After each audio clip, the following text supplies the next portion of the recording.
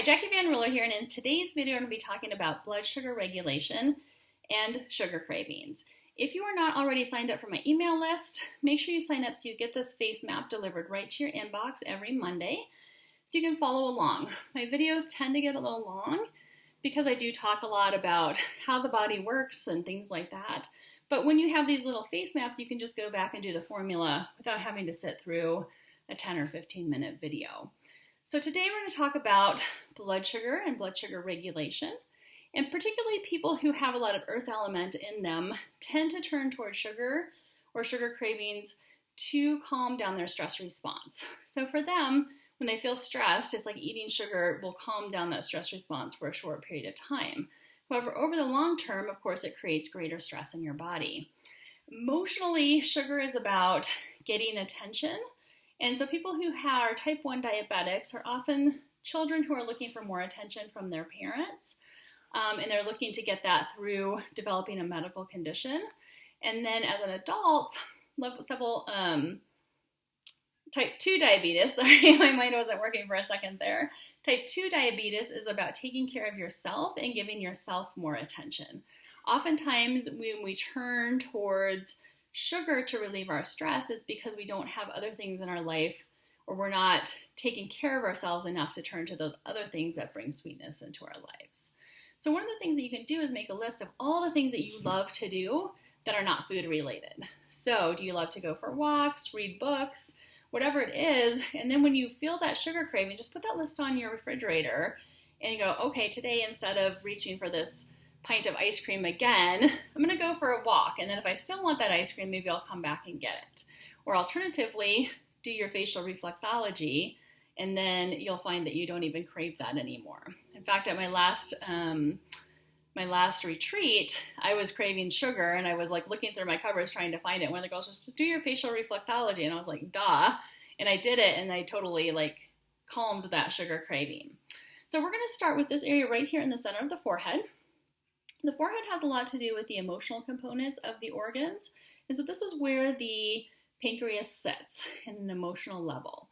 So if you're craving sugar because you're stressed, because you feel like your life isn't sweet enough that you need to add some more sweetness to it, this is a great area to get started working. Incidentally, this is also a great place to work for anxiety. So a lot of times we can use sugar or other substances to calm our anxiety. And what we could really do is just calm those neurotransmitters and those chemicals within our brain and do that in a natural way. So working this whole center area, I'm feeling like there's some lumpiness and bumpiness right on this side. And so I'm just going to hang out there a little bit longer, making sure I work that really well. Next, we're going to come in and work this point here. So halfway between the brow and the forehead and about 2/3 of the way over is point 124. And this is just for relaxing the nervous system. So oftentimes when we're craving sugar or any sort of food cravings, it's because our brain is working on overdrive, we're stressed out. And so this just helps to give our brain a little bit of a sedation effect. Sedative effect, that's what I'm looking for. On the right-hand side, this point has to do with the gallbladder, which has to do with fat metabolism. And on the left-hand side, it has to do with the spleen. And the spleen is the organ that's all about taking care of yourself. It's the primary digestive organ, and so it has a lot to do with carbohydrate metabolism. So working those 2 points helps to kind of balance that carb and fat metabolism. Next, we're going to come right into the center of the brows, and this is a point for regulating all of your glands. So this is the pituitary gland, and its job is to regulate and send messages within your body. So when we activate this point, we're actually sending calming messages to calm down the stress response and to release those inhibitory neurotransmitters that make us feel good, things like serotonin and GABA and all those things. So those things will kind of have a dysregulation effect on your nervous system, helping to bring down those excitatory neurotransmitters that result in a stress response. Next one we're going to work is this area right on the side of the nose, right on the side of the bridge of the nose, and this is for the thyroid. Thyroid controls our metabolism. It's a really important point in glucose regulation because if our thyroid is low, we may crave more sugar because we're trying to look for more of a stimulus effect. And even though that stimulus effect only lasts for a little while, it can actually cause us to crave more sugar. Incidentally, blood sugar dysregulation can show up right in this area on your face. And if you have a lot of darkness right in here, like it's really dark, that's showing long-term blood sugar dysregulation or blood sugar imbalances. Next, we're going to work the spleen on the left-hand side of the face, so in line with the flare of the nose, directly under the iris of the eye. The spleen is really important for producing saliva, and saliva contains a digestive enzyme called amylase that helps to break down sugar or glucose or carbs within your mouth while you're chewing.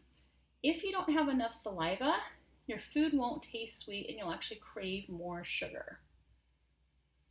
So when you produce plenty of saliva and you chew your food well, all of your food will taste sweeter. When I was getting regular facial reflexology treatments, I went to go bite into a Reese's peanut butter cup, which is probably one of my favorite things.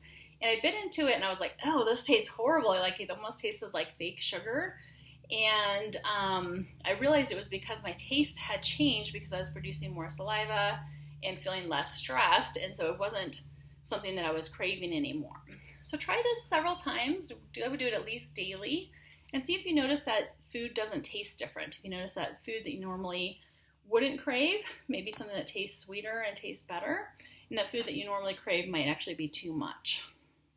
Coming over to this side of the face, we have the liver, the gallbladder, and the fat burning point. And so when our body burns fat instead of carbohydrates, we actually have a lower blood glucose level. And the liver also regulates glucose release into the blood. So when we're stressed, we get more of a glucose release. And when we're less stressed, we get less. Just working this whole area right in here. So really help with regulating the sugar levels in your blood, allowing your liver to only release what's needed, and to have a decrease in the overall stress response.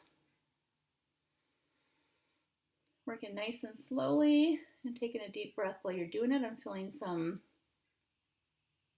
stuckness right in this area, so I'm going to work it for a good 5 to 10 seconds.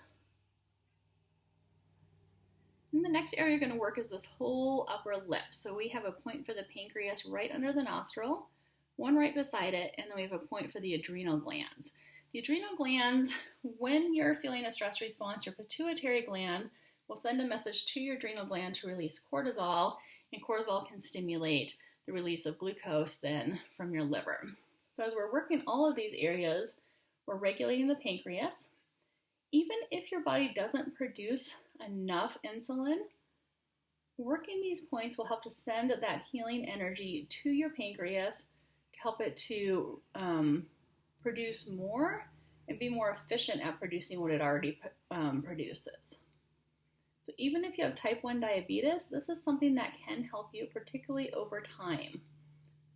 So it obviously won't help you if you just do it once. You may just notice a very quick positive effect, but if you're doing this daily, over time you will notice actually a very big difference in the amount of insulin that you're using and how well your pancreas works. So please don't write this off as something that doesn't work or won't work for you. I would definitely give it a shot.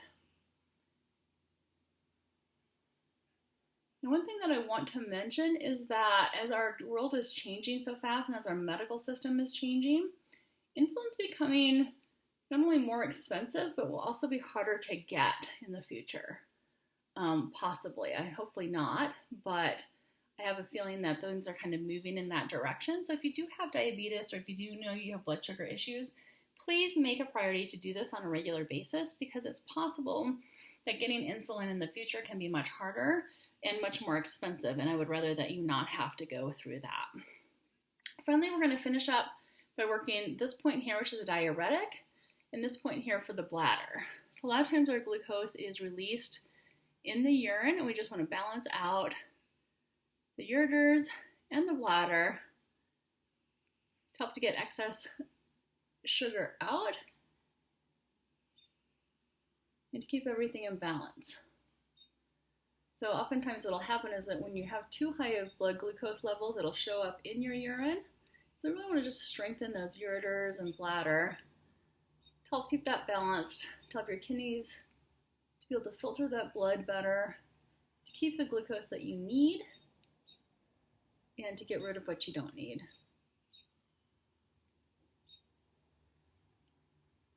And I'm just working the whole chin area just because I always like to work the whole thing. I'm also noticing that my chin is turning red. I haven't worked it in a couple of days. And I haven't noticed anything going on with my bladder, but probably is needing just a little extra love and attention. Finally, we're going to finish up with our ears. So going up and down the front side of our ears or circling the ears and spending a little extra attention right here on point 14 for the throat and thyroid. Thyroid, again, is about regulating your metabolism. And oftentimes if our metabolism is low, we'll just crave that sugar for some extra energy, even though it's just a quick hit that doesn't last very long.